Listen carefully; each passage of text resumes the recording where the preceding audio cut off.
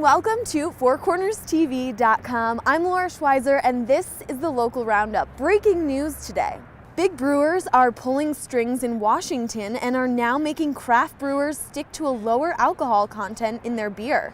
This could be good news for brewers as it will take more beer to get you in the party mood, thus generating more revenue. We like to think that, weak beer is better than no beer at all. And so we look at it as an opportunity to eliminate some costs. If you make a beer that's half as strong, you really only have to put 50% of the effort into the brewing. And Biggie said it, more money, more problems. You may have seen some construction projects popping up. Well, now you'll have to pay for them.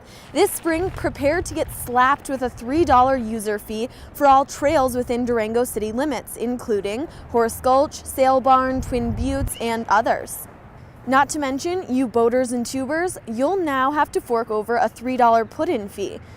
I personally think it's a great idea. There's a lot of users out on the trails. They don't necessarily know what it takes to upkeep the trails, and $3 per user seems like a pretty fair price to pay for the world-class trails we have here in Durango. I will formally announce my candidacy for the county commission to see if we can get all that overturned. Seasonal passes are available, but make sure you factor it into your fun budget.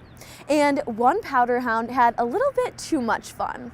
Red Mountain Pass is closed indefinitely due to a skier-triggered avalanche. Officials say it's apparently worse than the previous slide that closed the pass for several weeks earlier this year. No injuries were reported. One skier did respond, "Gnar pow, dude." And the train will soon produce one gnarly stench. One of the big oil and gas companies in Farmington is making moves to be the leader in sustainable energy. Their new improvements are catching on here in Durango. The Durango and Silverton Narrow Gauge Railroad is jumping on board and switching from coal to methane gas. Cow pie or dung will be collected from regional ranchers and processed to extract methane gas. So if you smell something funky, blame it on the train. And if you're over the train, there's a new place to party.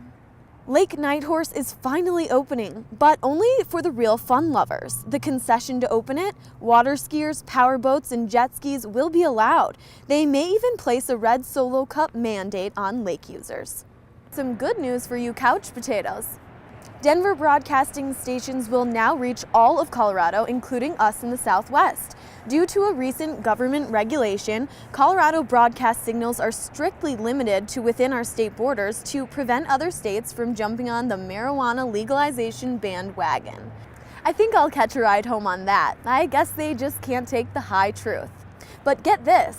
One ferocious fish has made its way to the Pagosa area. Someone has reportedly released piranhas into the San Juan River near Pagosa Springs. These warm, water-loving fish have found the perfect habitat near one of the hot springs. It is unknown how many are actually swimming around out there. Officials are concerned that the fish may have reproduced, so watch your toes.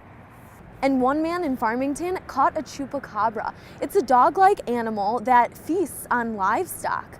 More details are to come.